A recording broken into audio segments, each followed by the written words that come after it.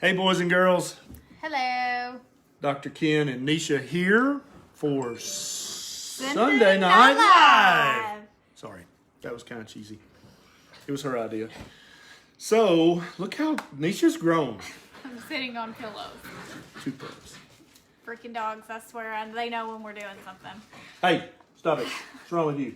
Okay, guys. We would like to say that if this is not Sunday night at 7 Central Standard Time, that this is not live. If you're watching this on the replay and it's not Sunday at 7 Central Standard Time, we're not here right now. So we're not ignoring your questions. We simply aren't here. We aren't here right now. We're doing something else. Hey, Jessica. Hey, everybody. You guys join us and send out the shares and send out the messages. Send out the SOS. We're going to talk about the top 10 lab tests that you need that often don't get ordered. And so, you know as well as I do, there are many, many people who need to hear this and who want to hear this. So help us share this. I sent out a ManyChat. I sent out a bunch of announcements. But there are a ton of people out there with undiagnosed hypothyroidism and undiagnosed prediabetes and diabetes who have no idea. And we need to reach those people tonight. So you guys help us. Water. So where's everybody watching from tonight? Tell us where you're watching from. If you're new, say new. If you're sharing to one of your Facebook groups or your keto group, just say shared, and you can feel free to put your keto group for everyone to see. Yeah, you can put the title of your keto group, your low carb group, your banting group, your carnivore group. Feel free to list your group in the comments. If you are new, type new in the comments. That's NEW. Right? And don't be shy. I'm just kidding because I don't want you to be shy. So many people watch these and they're like, I don't know, I'm afraid to comment. I'm afraid to ask a question. Stop that. We want you to ask questions. We want you to comment. Where are you watching from? Type your city in the comments. City and state or country or planet or galaxy. He's getting weird now. I want to tell everybody, we're going to give you a few minutes while we sit here and chat and catch up with everybody. Go get pen and paper so that you can write this down, because that'll be easier than us getting to that part and you being like, oh, I don't have anything to write on. Go get you a little piece of paper and a pen, so you can write down when he starts this. And also, if you would like to hear me sing, I'm not going to sing tonight, but I am singing on, it's your Instagram, isn't it? Is it yours? Yes, and I hit 10,000 followers on Instagram finally. So if you're one of the ones who followed me on Instagram, high five. Yeah, thank you so much for that. I'm pretty excited. But if you'd like to hear me singing West Virginia Country Roads, we're singing that. That's Morgan's favorite song. So. Yeah. How's my hair? Is it okay? I don't know. How's my hair? It's okay, I think. You always look good. Yeah. Okay. All right. Here we go. So what we're talking about tonight is not the usual lab work that you get at the doctor's office. Anyway, I'm gonna talk about that for a minute and how that can miss things. And then I'm going to talk about the 10 extra lab tests that you need to ask for if your doctor just doesn't order them routinely. And actually, we're going to talk about more than 10, but I've kind of got it congealed into 10. Congealed reminds me that I'm making bone broth. I was fixing to say. We walked into the house and it smelled like a double S. Yeah, it was very strong and pungent and potent. Yes, it was a very nice smell. So I've lit, if you see smoke, it's the 18 things of incense and my diffuser running. So the house is not on fire. I'm just doesn't want to smell the everything. Bone broth. Yeah, she doesn't want to smell it. She likes to sip it, but doesn't like to smell it. It's just got, it's got a strong it's an earthy aroma. thing. I mean, it is an organic substance. Yeah. Okay, guys. Hope you got your pen and paper ready. Are you ready? Is everybody ready? To start.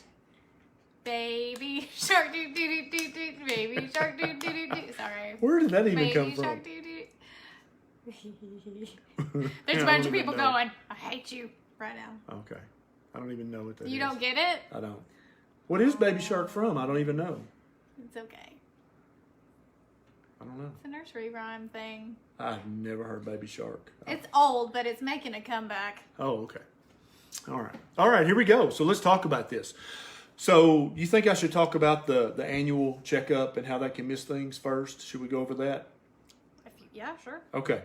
So, and now these labs that we're talking about, this is not for somebody who's 16 years old. Now they may need some of these, but what I'm talking about tonight is somebody who's basically 30 years of age or older. Man or woman, starting about 30, 35, 40, you need to have some routine labs checked looking for signs of chronic disease, because by far and away the vast majority of chronic diseases are caused by insulin resistance, chronically elevated blood sugar, chronically elevated insulin, elevated chronic inflammation, not acute inflammation, because that's actually a good thing. We don't want to hinder that, but we don't want you to have chronic inflammation, because that leads to devastating, severe chronic disease, right?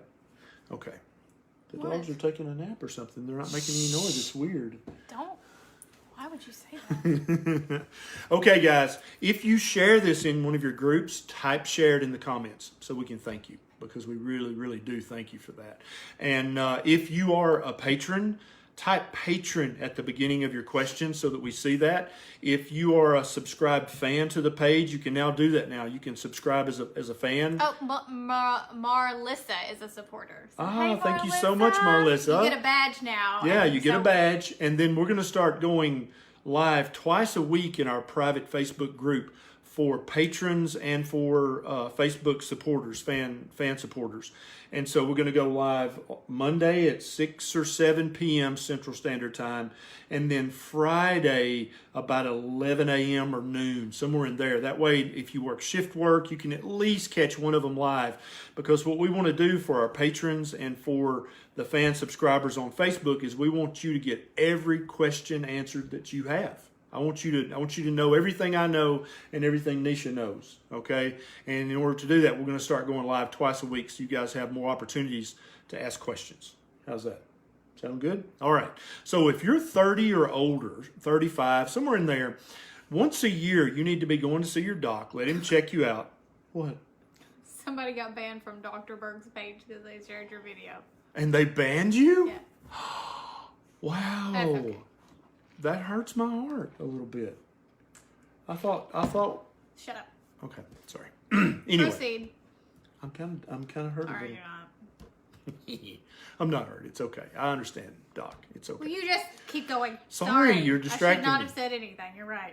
Okay, so at about 30, 35, you need to start getting a once-a-year annual physical from a good, knowledgeable doctor, and you need to have some routine lab work checked. Now, most doctors, when you go for an annual checkup, they're going to check a very limited set of lab work, okay? And that consists of a BMP, or a basic metabolic panel. That consists of a complete blood count, or a CBC. That consists of a lipid panel, of course, because they want to know what that damn total cholesterol is. They're going to get a urinalysis to check your urine, and that actually checks lots of stuff, not just your bladder. And then they might or might not get a TSH, or one of the thyroid tests from the thyroid panel. Now, from that lab work, you can detect a lot of things, but you can also miss a whole lot of things, okay? So I just want to give you a few examples. So the BMP, so in that lab panel that I just told you, I'll say it again, BMP, CBC, lipid panel, TSH, and urinalysis. If that's all your doctor checks, and thousands upon thousands of doctors, that's all they're going to check, because that's all the insurance company will pay for. And doctors hate doing paperwork. They hate having to call the insurance company or get a call from you saying, hey, my insurance didn't pay for this lab. What do we need to do about that? Okay, they hate that. I hate that. And so for years, I wouldn't order any extra labs if it was for an annual visit, just an annual checkup. I wouldn't order anything extra because I knew that the insurance wouldn't pay for it. And then you'd be griping at me because you had to pay that bill. Or I'd have to call the insurance and fill out extra paperwork, which is a pain in the butt, and nobody likes that. And so many doctors just take the lazy way out and just don't order this stuff, okay? But if you check that list of labs that I just told you about, it doesn't check your liver in any way, okay? It does not check for prediabetes. It does not check for type 2 diabetes. It does not check for multiple different thyroid conditions that you might have.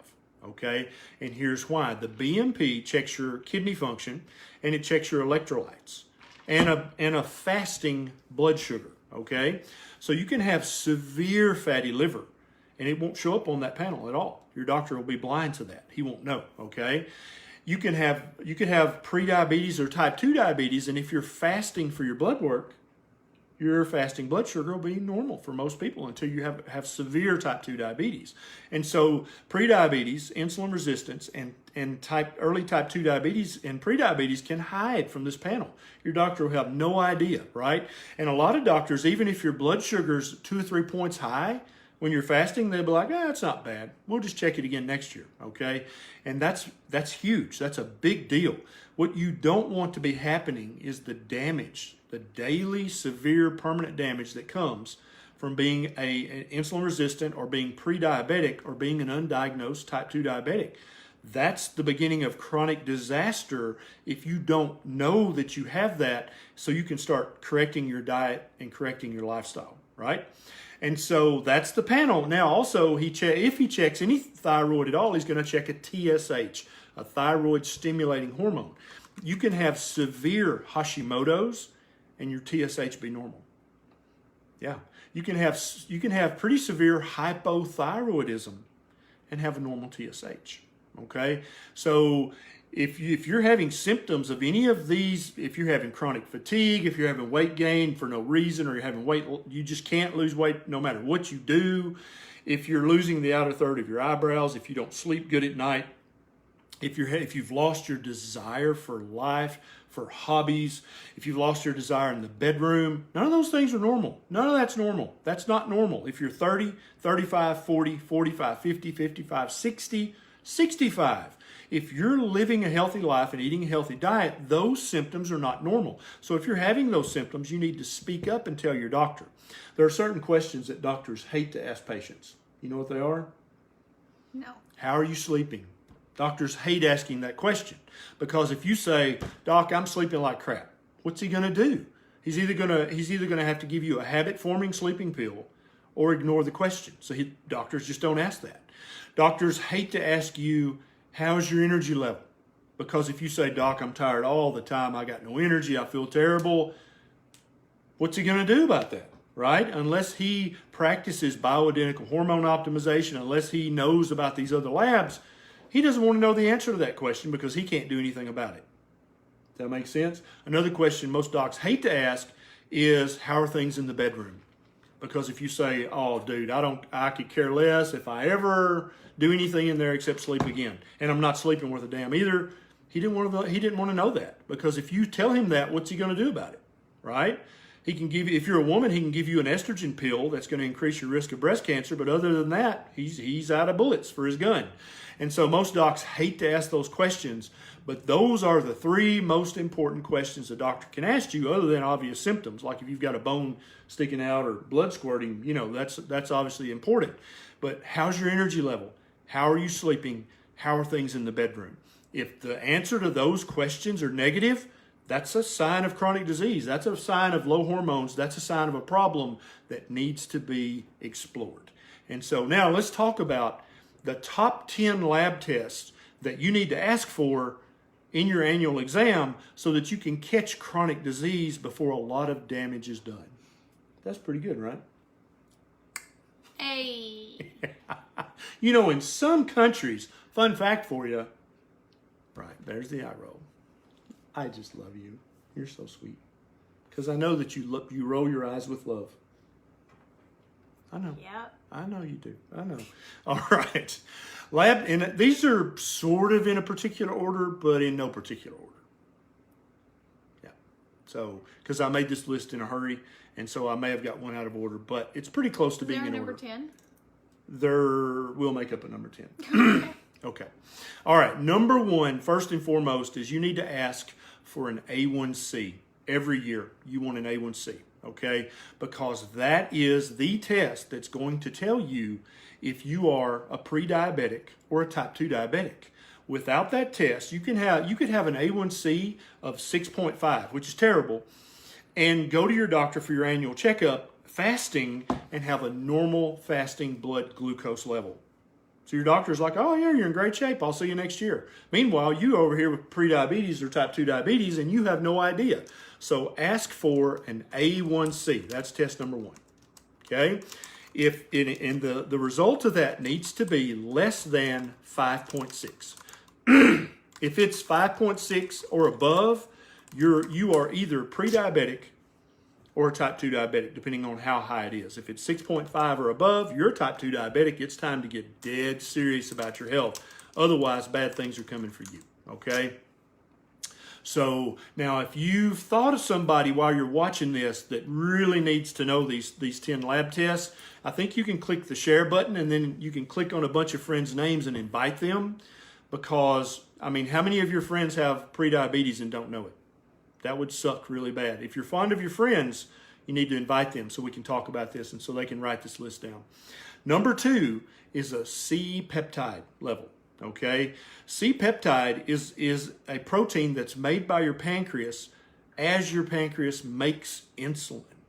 And so if you're becoming insulin resistant, if you're becoming pre-diabetic, then your pancreas has to make a lot of extra insulin because you're eating too many carbohydrates, right? So the C-peptide gives us an early warning red flag. Hey, your pancreas is having to work too hard. And so you want your C-peptide in most reference labs to be less than 4. Okay, that's the value you're looking for, is less than 4. Now, if it's very, very low, like less than 0.5, then you may be a type 1 diabetic. Okay, so without the C-peptide, so if you've been diagnosed with prediabetes or with type 2 diabetes, you may be a type 1 and just not know it. And the way your doctor would know that is to check either a C-peptide or test number 3, a fasting insulin level. Okay, because if you are an insulin-dependent diabetic, your C-peptide is going to be very close to 0 because you're not going to be making any insulin at all. You need to know that so that you can get on some insulin, because insulin's not it's not bad. You have to have insulin to live, but you don't want too much insulin, right? It's kind of like perfume. 1 or 2 squirts is just right? But if you had none, you might stink. But if you have 25 squirts, that's bad too. So insulin, you want to have enough, but not too much. And the C-peptide, the number 2 test, and then the number 3 test, fasting insulin level, which you want to be less than 10, those 2 are going to give you a beautiful look at whether you are insulin resistant or pre-diabetic. And that's going to be great information for you so that you can have a very long health span and a very long lifespan. Okay? Test number 4, a vitamin D25. Vitamin D25. Some docs will mistakenly check a vitamin D125, and that doesn't give you a good clear look at your true vitamin D level in your body, in your blood, okay? So you want a vitamin D25 level. That's test number 4. And you want that level to be somewhere between 50 and 75. Now, some docs, if your vitamin D level is 75, they'll freak out and tell you that it's too high. Absolutely wrong, okay? If it's under 100, it's not too high. The normal reference range for most labs is 30 to 100. And so if you're between 50 and 75, you're right at that sweet spot where you're preventing infection, you're preventing cancer, you're keeping your bones very strong. Vitamin D does hundreds of things in your body. And I know there's been a couple of reports come out about a study recently saying, oh, vitamin D doesn't do anything. But most of the studies they're talking about gave the participants either 400 units or 800 units a day, which is a drop in the bucket to what most people need. So if you've seen that study, don't think, oh, vitamin D doesn't matter. Yeah, it does. It's a big deal. So number 4, you want your vitamin D level to be between 50 and 75. Test number 5, and it's not just one test, it's a panel, and it is a complete thyroid panel. Now, if you feel great, your energy's great, you're sleeping great, you may not need a thyroid panel, but if you've got any degree of fatigue, if it's almost impossible for you to lose weight, or if you're gaining weight for no reason, you need a complete thyroid panel. And there's a great website where you can copy this panel down. The website is called Stop the Thyroid Madness. If you'll go to Stop the Thyroid Madness and click on the Labs tab, you can copy those tests down. And so if you're having fatigue, weight gain, if it's impossible to lose weight, if your skin is dry, your hair is dry, you're always constipated, if you're always the person in the room that's freezing to death, you probably need a full thyroid panel checked, and that's number 5. And each one of those tests will have its own individual range. Okay, now test number 6 is a DHEA sulfate. DHEAS is how we write that, okay? This is an adrenal hormone. It's made in your adrenal cortex. It is the mother of all hormones. Every other hormone in your body comes from DHEA, okay? And then different little enzymes act on it and turn it into testosterone, estradiol, progesterone, all the others, okay? Big deal. Get your DHEA checked. Now, most reference labs will have a falsely low normal range. I like it when my patients DHEA, if you're a woman, it needs to be somewhere around 200 to 300. If you're a man, it needs to be somewhere between 250 and 400. Okay, that's a good DHEA level, and it's easy to take a little supplement to get your DHEA up if you need to. You're not talking enough. I'm working over Are you here working because over here? I can't Okay. get a word in it. Anyways. Well, I want you to. What do you think about this? What's come to mind so far? What questions do we have? We're up to number 6. What do you got over there? Anything? They're just people asking you to repeat stuff. So Okay. I'm just like typing So in. you guys, this is going to be saved on the Facebook you can page. watch the replay. Watch the replay, and then I'll put I'll put them in the comments when we're done. So I'm that putting you them can- in the comments. Oh, you're putting them. Okay, Yeah. beautiful. Okay, very good. I see. You're so helpful. Like if we weren't married, I would propose right now. I feel like I'm so tall right now. but it's like your head is the same size as mine too, and we What? know that ain't right. It's because I'm lean forward. Oh, that's what it is. Okay, I was gonna say because I've got a big head. Teeny, tiny head. That's better. Yeah, that's it. Okay, all right. So Okay. I'm dropping them in the comments as we go. So just Yes. keep watching, and they will flow, even if you're watching on the replay. Okay. And let me tell you this: we used 3 different reference labs at our clinic, and many places around the world have different reference labs. We use LabCorp, we use Quest, and we also use the local hospital. And so each one of those has a different range of normal, right? And so you may have to do some research to find out, okay, he said that was normal. Is that really normal, or is that just what the lab said? Because it's very easy for a doctor, if the result is not bolded and have an H or an L beside it for high or low, he's like, yeah, it's fine, okay? Because doctors are busy, they're in a hurry. But this is your health and your body. You need to make sure that is in fact normal for your age, for your gender, and for your condition, right? And there are websites you can look that up on. So lab test number 7, very important lab, is a GGT, okay? Stands for gamma glutamyl transferase. Ooh, that sounded impressive. So what this is mainly a liver damage marker. Okay, so what we're looking for here is liver damage. That's what the GGT looks for, but it's also been shown to be an independently proven risk factor for heart attack and stroke. If your GGT's high, that's bad. You want to fix that. You're either drinking too much alcohol, you're taking too many over-the-counter painkillers, or you've got fatty liver, or you've got hepatitis, or there's something going on with your liver and with your heart. There's something ain't right. What's that called in nursing world? SAR. SAR. Something ain't right. Actually, it means something else, but that's close to what it means. Something ain't right. Okay? So GGT, and you want your GGT to be under 65. That's where you want it to be on most reference labs. Okay? If it's above that, you need to start fishing and start researching and figure out why your GGT is high, because that's a big deal. Ivor Cummings talks about this in a lot of his videos about getting to the root cause of heart disease, right?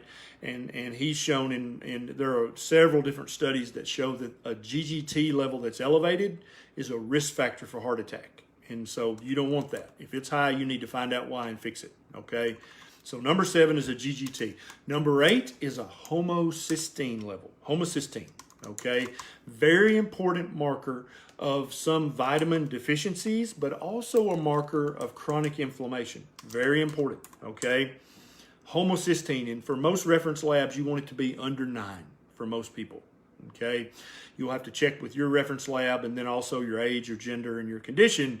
But if your homocysteine is much above 9, something's going on. You've either got a vitamin deficiency, one of the B vitamins, or you may have MTHFR mutation and you're not able to use unmethylated B vitamins. That can also make your homocysteine high.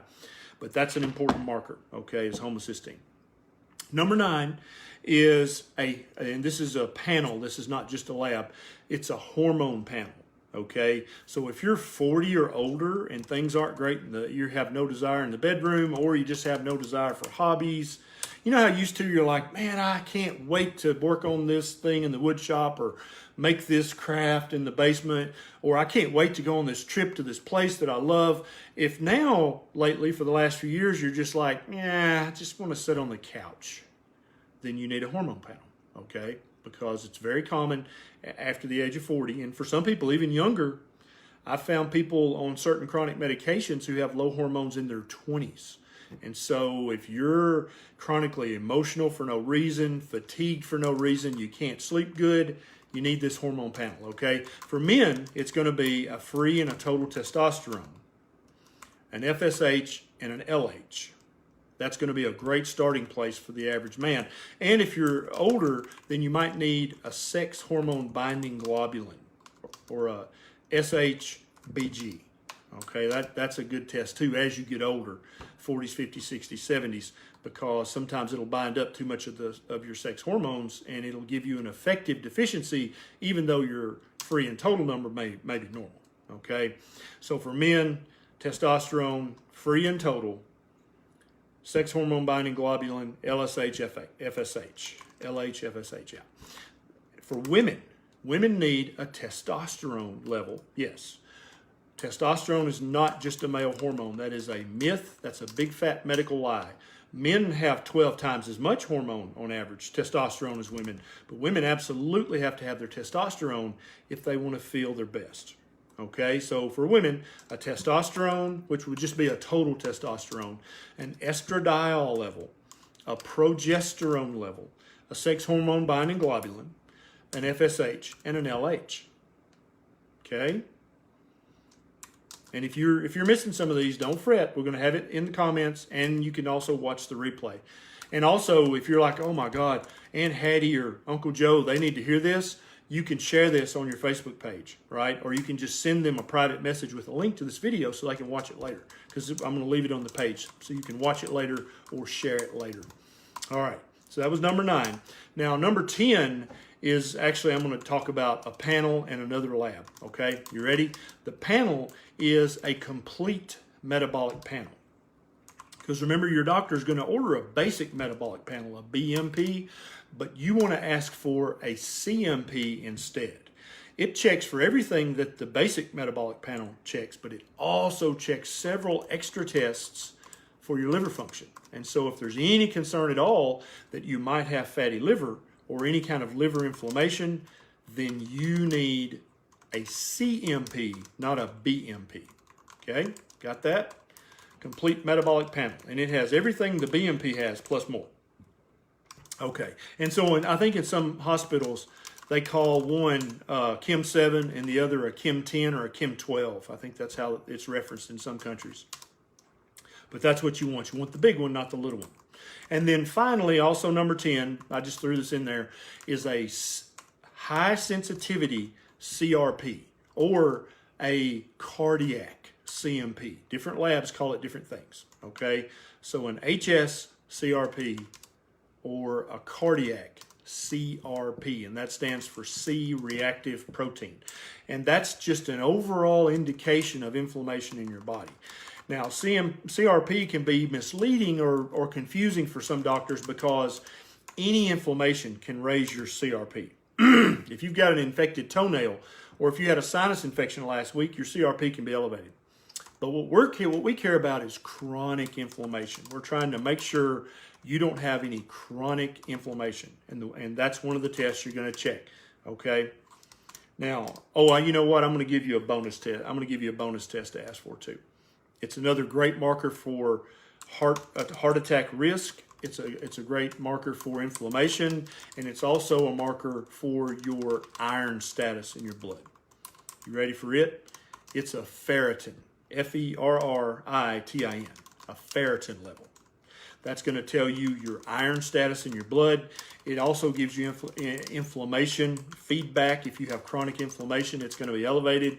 Also, it can be used as a marker for your risk of heart attack and stroke. Okay. What was number 10? Because you don't have it typed out. Number 10 was a CMP. CMP. Yep. Comma, space, HSCRP. I've been dictating too much, haven't I? Comma, space.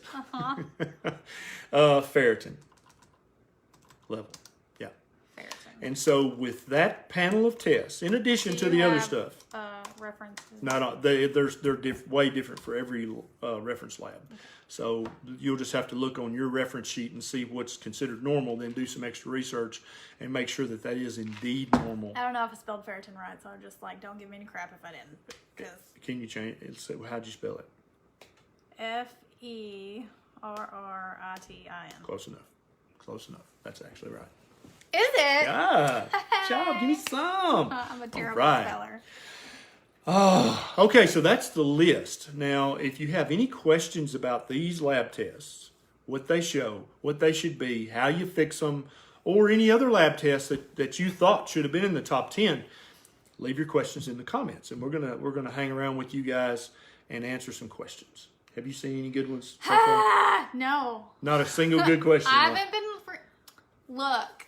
All the questions I've seen are I missed number 3. You didn't do number 3. You skipped number 3. Number 3 was a fasting insulin. Yes, they know now. Oh, okay. Because I've typed it in there 18 times. And can you repeat that? Hey, You're talking too fast. Just watch the replay. Watch the replay, and we're gonna. It's gonna be here forever unless Facebook dies, which I don't. You think can watch it. You can watch it bunches of times. That actually helps our algorithm if you rewatch it. So you can just click play and go wash dishes and let it play. Yeah. That's so, we wouldn't mind that. Is that Abby Grace? Abby Grace is home. Good. She had volleyball practice. So yeah, that's what I was doing this whole time. For those of you who are like, "What is he doing?" Somebody asked about the cost. Okay, so hey, Abby Grace. Hey. How'd it go? Good. Yeah. Did you do good? No, I actually got yelled at. Oh Told me no. I was being, I can't. He said to underhand the ball because I'm not serious enough to pass it. Uh-oh. Volleyball practice. Bad practice. It happens. Cost. Okay. So if your doctor says, no, I'm not going to order that because insurance won't pay for it, then I want you to say the following. I'm happy to pay for this test myself because my health is worth that. And so just tell me how much it costs and I'll pay cash for it. Okay, I'll write you a check. That's number 1 thing you should say. Number 2 thing you should say is, Dr. Berry said on a Facebook Live that he has a sweetheart deal with his reference lab. And if somebody's paying cash, it's like an 80 or 85 or sometimes even a 90% discount. Do you know that? Yeah. All the doctor's got to do is call the reference lab and said, hey, I need you to give me a big discount for people paying cash. The reference labs are happy to do that. Now, what some offices will do, some doctor's offices, is like, for example, the CMP. That's going to cost your doctor's office about $7 or $8, okay? What a lot of doctor's offices do, they'll mark that up, and they'll tell you it's going to cost $30. I don't do that, okay? I mark them up $1 or $2, like maybe 10%, just so I can cover my employees' time for drawing the labs and sending it off and calling you with the results. But I do not mark up lab tests a lot. I mark them up 10, 15%, that's it, because people need this information, and I make enough money at the clinic to pay the bills there, so that's all I really care about. So ask your doctor, say, don't I get a cash discount with the lab if I'm paying cash?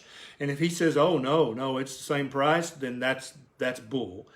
You need to find another way to get your labs checked, okay? Because typically for that panel of labs, I just told you, a patient who's paying cash for all of them at my office can get them all for under $200.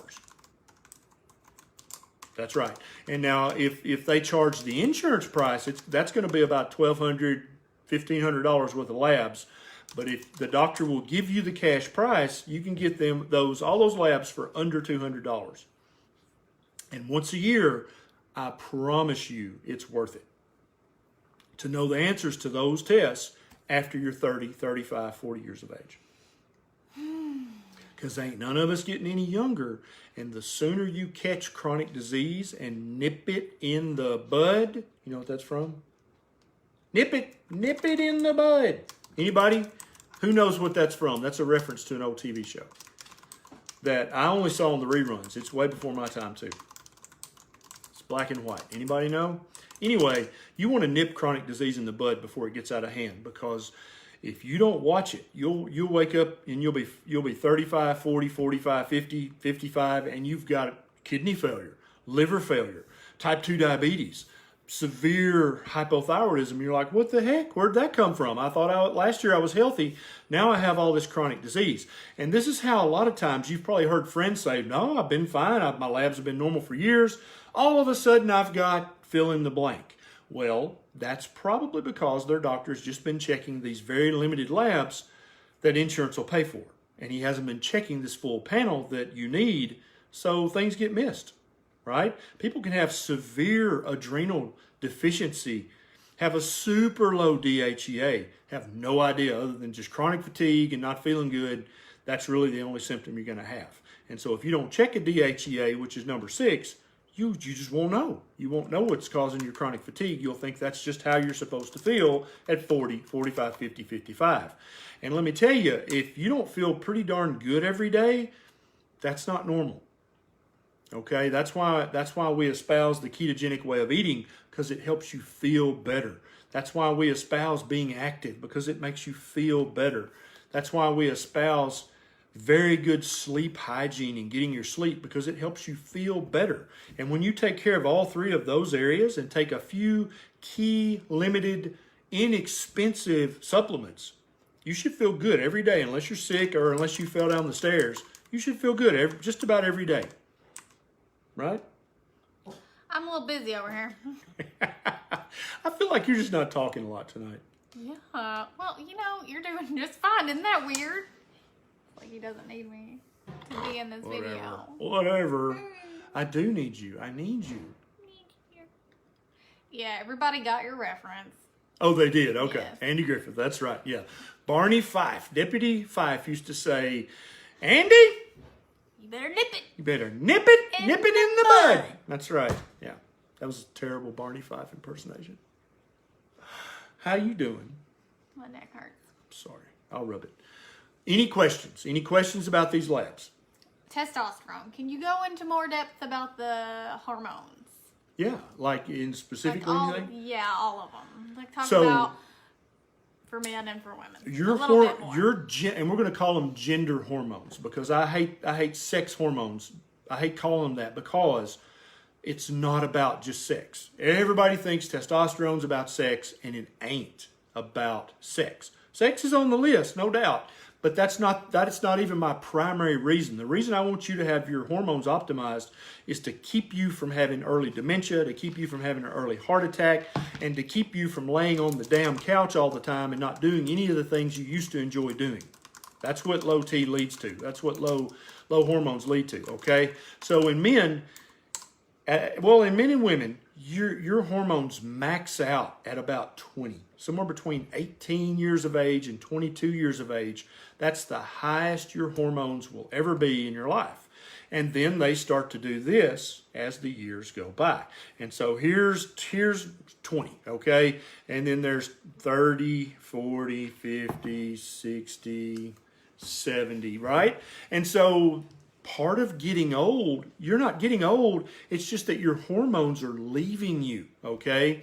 And in the old days, when the only thing we had to replace those with was synthetic, artificial, fake hormones that increased your risk of cancer, there wasn't a lot that a doc could do to help you with that. You were just screwed. You're just going to get older. But now we have an option called bioidentical hormones that are the same exact molecule that you used to make back at 20. Now, even though now you're 70, if you don't want to feel 70 or 80 or 90, you can fix that, at least in part, by optimizing your hormones. And in men, you're going to optimize your testosterone, okay? And in women, you're going to optimize your testosterone, your progesterone, and your estradiol, because women are 3 times as complicated as men, if not more so, right? He thought I didn't hear that. I did. But I mean, it's serious. It's real. You guys have to have 3 hormones optimized, or you don't feel your best. And so that's testosterone, progesterone, and estradiol. Now, typically, a doctor who knows how to do bioidentical hormones can optimize your testosterone and your progesterone, and enough of the testosterone is going to bleed over into the estrogen pathway that he doesn't really even have to give you any estrogen. That happens most of the time. Some few women need a little boost of estrogen, but most don't if you optimize their testosterone. That answer that? Okay. I think so. Okay. All right. Good I deal. mean, they'll let us know if it didn't. So. Now, if you've got a mom or a dad or a grandparent or an uncle, aunt, who's just, all they want to do is lay in the recliner or lay on the couch, that's not normal, okay? That's not normal unless you're on your deathbed. I had a little guy Thursday. Little guy. Huh? Yeah, he was like a little bitty fella, right? And he was very petite, but man, he was 89 years old and he was full of energy. And he was a new patient and he was like, Doc, I don't feel like I'm doing my best. I want you to check my testosterone. And I'm like, okay, we'll check it. But let me tell you, this 89-year-old, when he told me about his daily routine, gets up at 5, goes and walks 2 miles, then he does this in the garage, then he does this in the basement, then he goes and helps all the neighbor widow women, and they really appreciate his help. And then he comes home and he reads a book. That's how you should act in your 50s, 60s, 70s, and 80s. If laying around taking a nap all day that's your idea of how you should behave, you probably got low hormones, and that's not okay. You're letting your life slip away, and you're not even enjoying it. And so if you've got an older relative who acts that way, please share this video with them so that they'll know, maybe for the first time in their life, oh, it's not normal to want to lay on the couch all day, because it's not. That's not the normal human condition. Questions? Yeah, what about PCOS and hormones that have to do with PCOS? Like, how can you... Yeah, good question. All the things. And so the hormone panel that I said for women, plus the A1C and the C-peptide, plus the DHEA, all those are kind of involved in PCOS because women don't just make their gender hormones in the ovary. Some of their gender hormones are also made in the adrenal gland. And so that's part of what makes PCOS so complicated. It's a very complicated condition. A lot of docs just refer you. They're like, I don't even know. I'm going to send you to OBGYN. And then sometimes you get there and they're not real familiar with what to do for this, okay? And so getting this lab panel checked, and also what's also very, very common with PCOS, what do you also, a comorbidity? Insulin resistance or prediabetes, right? Well, yeah, a lot of the time. Yeah. Not every time. Not every time, but a lot of the time, because basically PCOS is insulin resistance of the ovary. Of the ovary, or prediabetes of the ovary. That's what it is. And it all comes back to insulin. It kind of does, right? Same way with Alzheimer's and all the other. That's diabetes of the brain. That's exactly right. That's insulin resistance. Insulin. Or diabetes. They call all these things diabetes because it has to do with insulin. Yeah, it not all comes back. Of the type 1. That's right. Not type 1, I'm talking about type 2. And so insulin resistance and inflammation, those are really the two drivers of all the chronic disease epidemics that we have in the U.S. and the rest of the world right now. That's really what's behind it. And it all starts with your food and your environment, okay? If you're not eating a ketogenic diet, you're going to have, at some point in your life, you're going to have insulin resistance more than likely. Now, you may not have it in your 20s and 30s and 40s and 50s, but you're going to have it eventually if you're eating an inappropriate diet. You want to be eating an ancestrally appropriate human diet, and that is the ketogenic diet, okay? You can call it low carb, high fat. You can call it Atkins. You can call it Banting. I don't care what you call it. It's called different things in different parts of the world and by different age people. But what we're talking about is eating very, very low carbohydrates. That is the number one goal. And good ingredients, not just low carb, because you can be low That's carb and not be ketogenic. That's right. Exactly It's not the same thing. Yeah, you've got to be eating whole foods, real foods, Those but tortillas that only have 2 carbs per tortilla, that is not a ketogenic food. That's a good low point. Carb food. Let's talk about that. So I think I'm gonna do. Wow, that was really going, Trey. I think I'm gonna do a video about that. Well, I tell you what. I sure do. I think that's a good idea. I tell you what. Why don't you do that? I think I will. I think you should. Yeah. I think you ought to. Yeah. You ought to. I think I ought You ought. No, you ought Ought to. to. You ought to. Sorry. You ought to do that. Yeah. So anyway, We're back. I'm totally don't even know what we were talking about. Totally forgot. Low carb versus Low carb, yeah. ketogenic. Oh no, I know Well, what I same want to thing. talk about. A lot of people say, okay, these tortillas macros, that are made of wheat Yeah. are very low carb, and that's because there's almost nothing to them, right? They're paper thin. They're only 2 grams of carbs or 3 grams of carbs, and that fits in my macros, and therefore I'm going to eat that. I would advise you that an ancestrally appropriate human diet does not include any wheat at all. No tortillas. I'm sorry. No tortillas No for you. corn, no wheat, no rice, no You oats. can make them. But You can make them from other stuff, but you don't need to be eating them. Even if they're low carb, if they're made of a grain, they are going to inflame your gut to at least some extent. Okay? You may not be able to detect it or feel it. You may feel great eating your 3 gram tortilla wrap, but I promise you, that's going to inflame some part of your body. It may be your joints, maybe your brain, it may be your liver, but some part of your body's not going to like that. Just because you don't have celiac disease, which is a severe allergy to wheat, doesn't mean that it's okay for you to eat wheat. I promise you, you want to hear me on this, and believe me, get the grains out of your diet. Eating grains needs to be a rare treat that you do once or twice a year for some special occasion. You can have a little piece of birthday cake, or you can have a little piece of this or that. Or if you're in the South, you can have a piece of cornbread with buttermilk for your birthday. But if you do that routinely, I promise you, your long-term health span will suffer because of it. So please don't do that routinely. Donna's ancestors ate tortillas. Yeah, they may have for the last 400 or 500 years, but I promise you that 50,000 years ago, none of your ancestors ate Well, grains. okay, here's the thing. The grain that they made tortillas out of it ain't the same grain. Right. Even 100 years ago, wheat was different than it is now. It has been bastardized Yes. and That's a genetically great word for it. modified. Yes, yes. It is not the same. It is so not what they the were same. eating had much more nutritional value than those. And was much we less have inflammatory. today. Right, Totally exactly. agree. Totally agree. And it wasn't sprayed with glyphosate. Yeah. Right? And so any tortilla you buy at China Mart is going to be made with the inflammatory kind of wheat, and it's going to be covered with glyphosate. Yeah, so stop So that. yeah, I'm not saying that people didn't need it for fun, but that was not the same. Yeah. It's not the same. Exactly. But 50,000 years ago, nobody ate wheat. Nobody. Okay?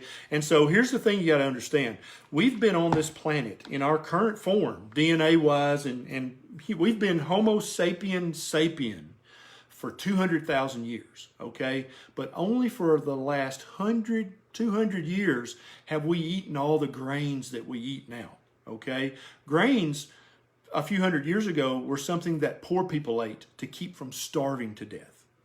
Only for the last really 50, 60, 70 years have we been taught that grains are healthy and actually good for you.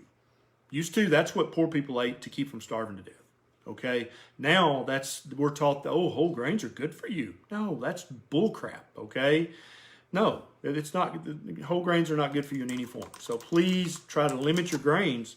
Eliminate them if you can, but if you cannot, then limit them as severely as you possibly can. I promise you'll be glad you did. Read the Wheat Belly. Yes, Wheat Belly's a great book I will link to it. read about this. Yes. Yeah, we'll put a link in the comments or in the, the notes. description Yes, up absolutely. here. Great book. I have a lot of respect for Dr. William Davis. He's a board-certified cardiologist, heart specialist. And he was one of the very first people to really go mainstream with, hey, wheat's not good for humans. We should all stop eating it completely.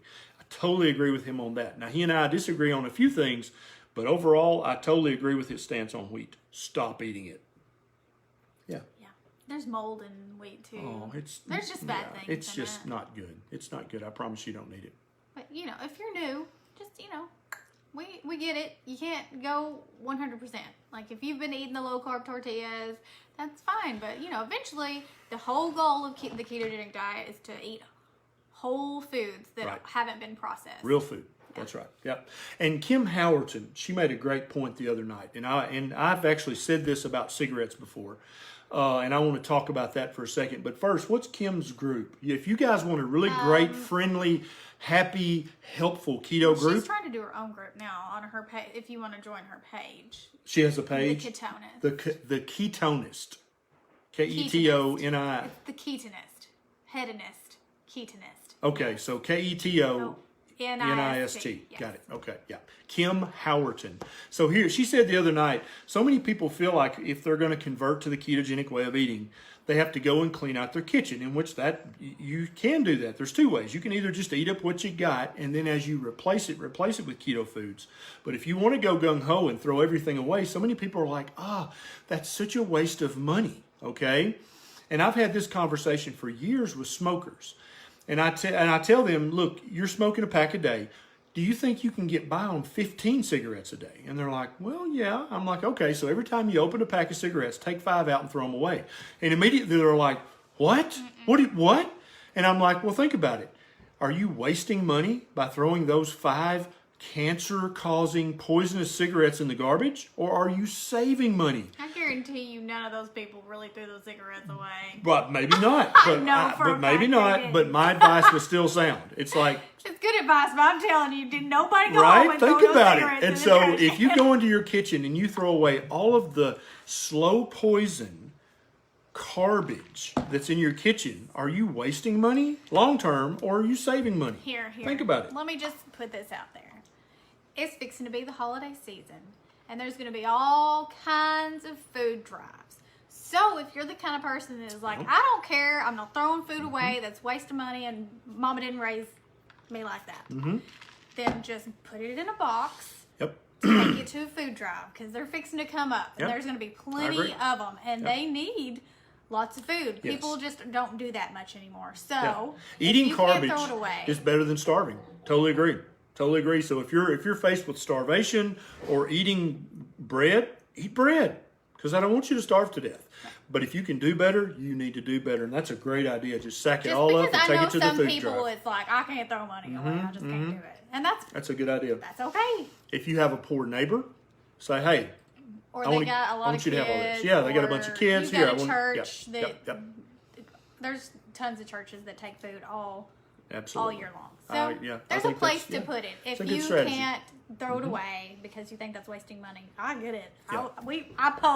I was raised poor, Yeah. and we didn't throw away no food. Yeah, we were both broke as a joke earlier in life, so we know just how it is. Oh, Mama Come here, got Abby you Grace. some Come cookie here. dough. Come here and show everybody her what you Mama eating. got her some cookie dough because Neisha sure wasn't getting her any cookie dough.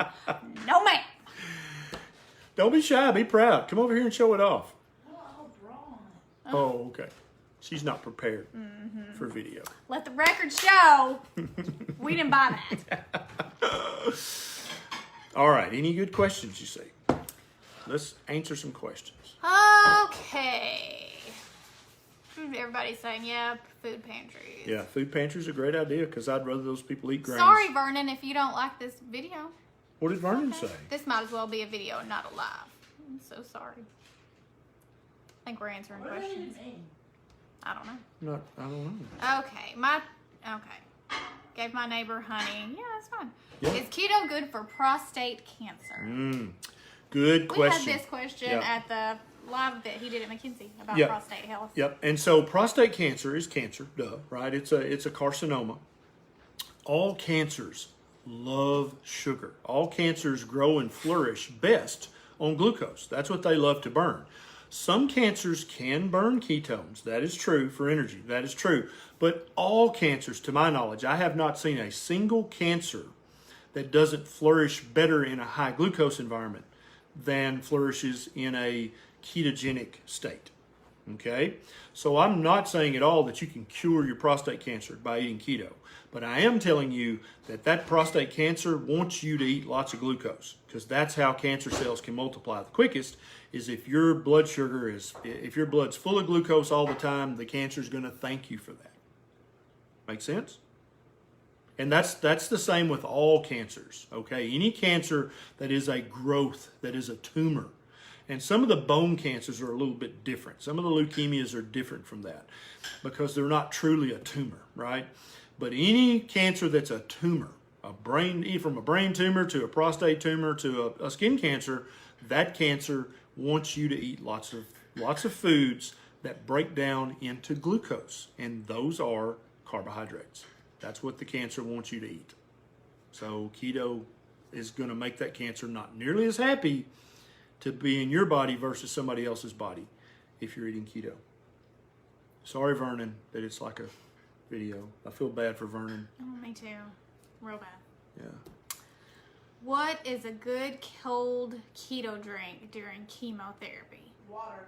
Water, coffee with some butter and salt, or coffee with a little splash of heavy cream. Tea, you can do unsweet tea, or All you can the- sweeten it with stevia if you like sweet Yep. tea. Unsweet tea. You can drink all the different hot teas.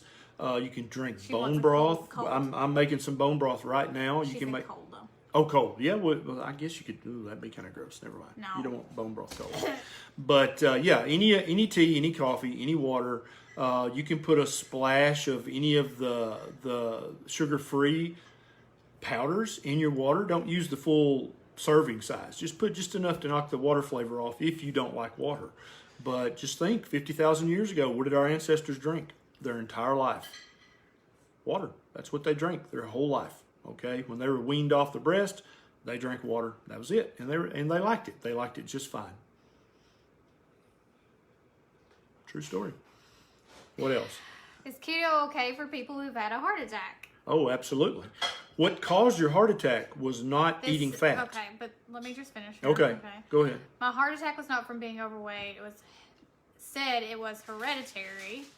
Oh my gosh, this is moving too fast. Hang on. Said it was hereditary. I want to make sure it's safe for my husband since I'm keto. Doctor just told him to eat low fat, low cholesterol. And a lot of docs are behind the curve on this. If they're not doing their reading, they still think that an elevated total cholesterol is a risk factor for heart attack, and it is not. If you'll scroll back on this page, on my page here, you can find a review article that lists all the research that shows that total cholesterol being high and your LDL being high has nothing to do with heart attack and stroke, okay? What causes heart attacks and strokes is chronically high blood sugar, chronically high insulin, and inflammation. That's what you've got to take charge of, and that's what keto does, okay? I've seen people with a coronary artery calcium score in the 200s drop their calcium score 100 points in a year. And that's a CAT scan that looks for blockages in your heart arteries. I've seen them drop that score 100 points in a year by eating a strict low carbohydrate ketogenic diet. Yeah, your hubby needs that. Absolutely. Somebody asked about Ketorade for her to drink. Yeah, she Yes, can totally drink Ketorade, that. absolutely, yeah. And we've got a video about how to make it on my YouTube channel. Me and Neisha made it together. Oh, God. It was a great If it day. didn't have so many views, I'd totally delete that video. Why? I love that video. Because it's the lemons video. Lemons and limes are the same thing. I thought that. I believed that. And so did Neisha. And we stand I corrected. didn't believe it. He told me that it was. And so I believed him. So therefore you believed it. No, I'm pretty sure we had a discussion about it. And you were like, oh, I thought Whatever. I thought I knew what I knew, but I was wrong. Is there a protein shake that is keto? No. Yes, Yes, but no. but no. So if what you're trying to get is more protein in your diet, then eat more meat. If what you're trying to get is more collagen, then eat more meat. Eat the gristle, eat the skin, eat the membrane on a boiled egg. Make bone broth, okay? I've got 2 big cow tibia knuckles in the slow cooker right now making bone broth. And it's got the whole house stunk up magically, okay? It smells like heaven in here.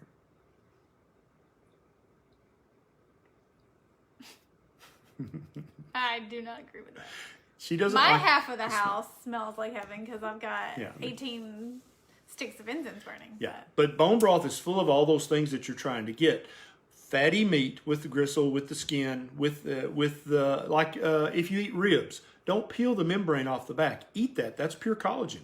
So you don't need a protein shake. You don't need a collagen shake or a protein bar. Just eat your meat. That's where human beings get protein. You have no idea where the protein or the collagen came from in that bar. It could be a plant-based. You don't even know. You may not even absorb it. It may effectively act as fiber in your gut, and you may just poop it out. And you're paying, what, $2 a bar or a buck a shake, and you're getting no benefit at all from that. Eat your meat. That's where protein comes from. If you need a fast meal Epic bars are 100% protein, the ones with no sugar added. There's several that don't have sugar added, but make sure that you get the ones that don't have sugar added. Yep. And they're quality meat, and you can put them in your purse and go. Right. If that's what you're wanting. It's still real food, and it's not in a, Boiled a cup. eggs are another great Boiled snatch and eggs. grab. Make a bunch of bacon and put it in a Ziploc bag. Carry it with absolutely. you. There's ways to do so many this ways to get your without protein. Yeah. doing a shake. Yeah. But some people You don't need like products. shakes. And please don't do the Atkins shakes or the Atkins bars because they have maltitol, which is a terrible sugar alcohol. Oh my God. What? There's been a random bobby pin in my hair all day long. There's secrets in Neisha's hair. That's what happens when you have this much hair. Somebody asked, this is the last question, but this is a good one. Should we count the carbs in a salad? Yes! Absolutely. Oh yes. my God, Absolutely, yes. Some people who are very insulin resistant, like me, too big of a salad can absolutely raise my blood sugar and therefore raise my insulin, okay?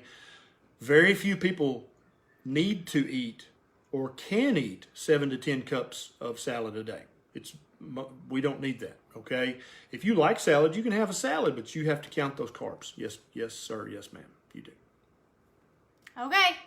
All right, guys. That's it for Sunday Night Live. Thank you so much for joining us. If you think of a topic you'd like for us to talk about next week, you can leave it in the comments, even if we're not still live. And we'll come back and look, and we'll try to find a good topic that a lot of you I already guys... know what we need to talk about. But You already know? You can still leave comments. It's fine. What are we going to talk about? The different types of thyroid medication. Yeah, that's a good one. Yeah, we could talk about that. Absolutely. All right, guys. Thank you so much to our patrons. Thank you so much to our Facebook supporters. Thank you so much. We appreciate it. It gives us more time to make videos just like this and my YouTube videos and Neisha's YouTube videos and our Instagram pages. We get more time to do that stuff for you guys to help walk with you on your keto journey. And if you haven't went and entered my Instagram giveaway, Facebook giveaway, go to my Facebook page. And it's the pinned post, and you can enter to win a whole bunch of keto goodies. There's a Keto Mojo, Epic Bars, Fat Snacks, Essential Oils, a whole bunch of good stuff. My favorite corksicle cup that I use all the time that keeps my coffee hot. You'll get one of those too. So if you haven't entered, go to my Facebook page, and yeah. There you go. Look it up. All right, guys. We love you. We'll see you next week.